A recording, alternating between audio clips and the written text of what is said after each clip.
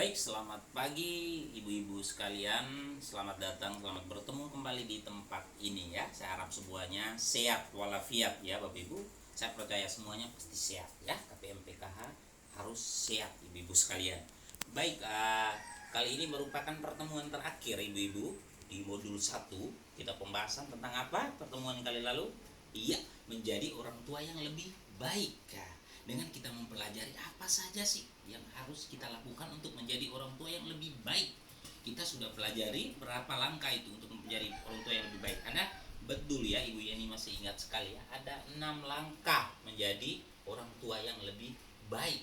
Hari ini terakhir berarti jumlahnya ada berapa? Ada 7 cara bagaimana menjadi orang tua yang lebih baik Bapak Ibu. Tapi saya percaya Bapak Ibu sudah menjadi orang tua yang baik. Tapi bagaimana menjadi orang tua yang lebih baik lagi? Kenapa demikian Bapak Ibu? Dengan menjadi orang tua yang lebih baik akan menciptakan anak yang hebat. Mau kan punya anak yang hebat? Mau ya, pasti ya. Semua orang tua pasti menginginkan anaknya yang hebat berprestasi. Maka semua itu dimulai dari diri orang tuanya ya. Oke, baik Bapak Ibu, di pertemuan kali ini kita akan membahas tentang bagaimana menjadi orang tua yang lebih baik dengan cara menghindari konflik di hadapan anak Bapak Ibu. Bagaimana kita menghindari konflik di hadapan anak. Tetapi sebelum sampai ke situ Bapak Ibu, saya mau mencari tahu dulu. Kira-kira Bapak Ibu, Ibu-ibu masih ingat tidak ya? Ibu-ibu masih ingat tidak? Bagaimana menjadi orang tua yang lebih baik di pertemuan kali lalu? Ada beberapa pembahasan. Yang pertama apa yang perlu dilakukan? Ibu Ida di belakang. Oh iya, betul sekali ya. Bagaimana kita menjadi orang tua yang lebih baik dengan mengingat hal-hal yang membahagiakan dirasakan sebagai orang tua. Ya, betul ya. Saya yakin pasti Ibu Ida sudah mempraktikkan ya.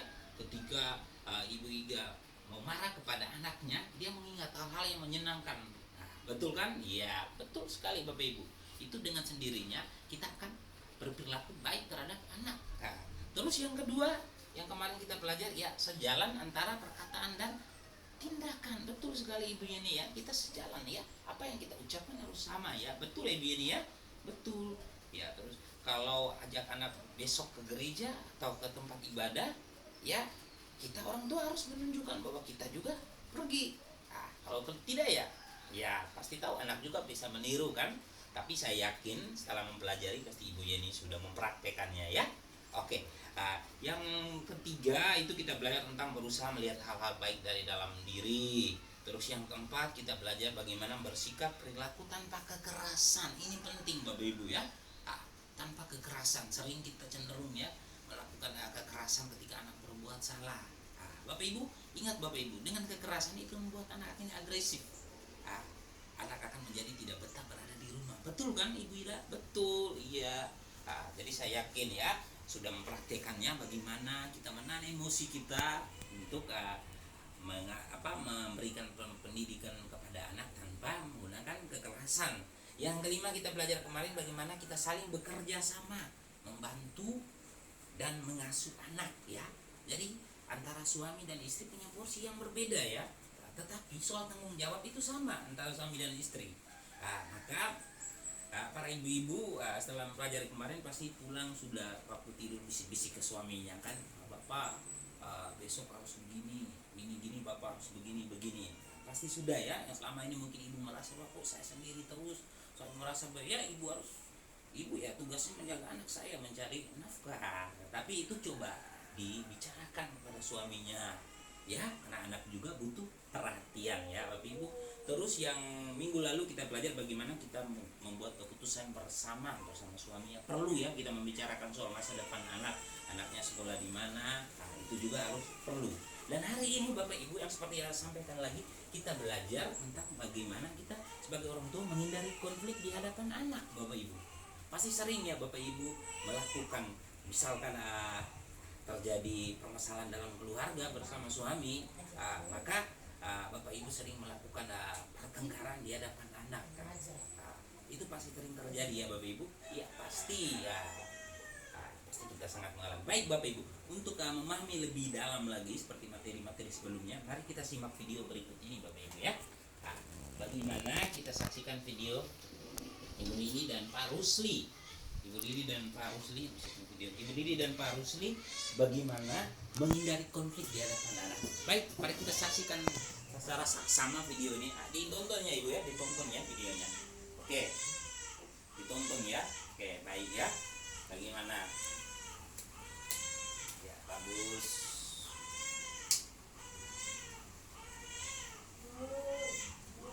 Baik Bapak Ibu. Nah, cukup ya videonya, cukup ya. Oke, baik. Nah, sekarang mari ya cerita-ceritanya tahan dulu ya Bapak Ibu. Nah, pasti ada yang mengalami apa yang terjadi di video ini dengan kehidupannya, pasti ada ya. Ada ya, namanya manusia, namanya persoalan, pasti semua orang pasti mengalami ya, pasti sama. Baik Bapak Ibu, setelah Bapak Ibu menyaksikan video tersebut, ibu-ibu menyaksikan video tersebut, kira-kira apa yang ibu-ibu dapatkan dari video tersebut? Apa makna yang mau diambil dari video tersebut? Ibu Yeni yang paling belakang bisa? Ya. Ya, betul sekali ya Bapak Ibu. Jadi dalam video tersebut kita pelajari bagaimana seperti yang saya katakan tadi Bapak Ibu, setiap permasalahan itu harus didiskusikan.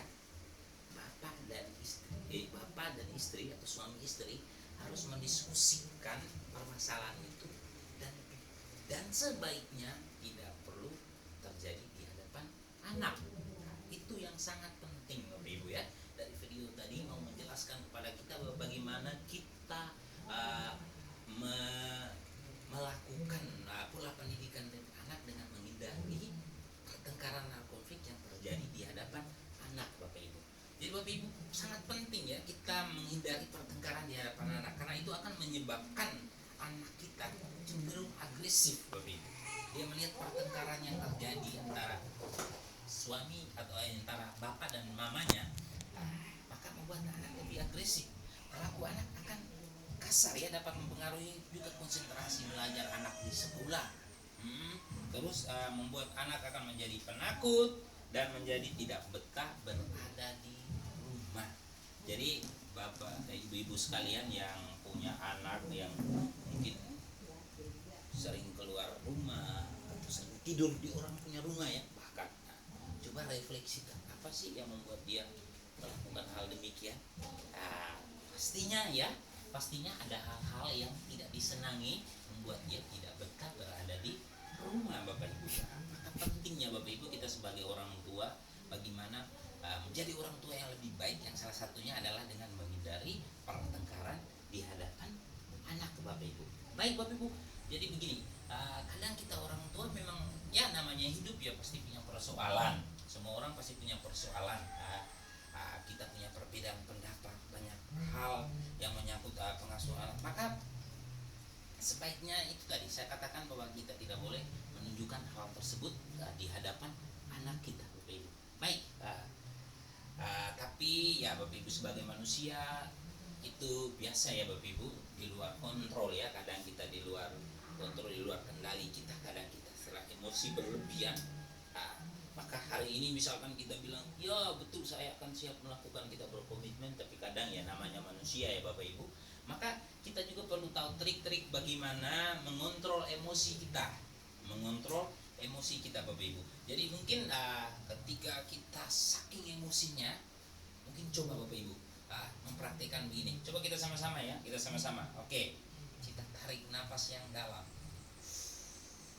ya tahan, lepas, tarik nafas lagi, tahan, lepas. Coba Bapak Ibu ketika ibu-ibu mereka emosi, atau di rumah nanti suaminya juga kalau lagi emosi, coba ya ibu langsung sampaikan, coba tarik nafas.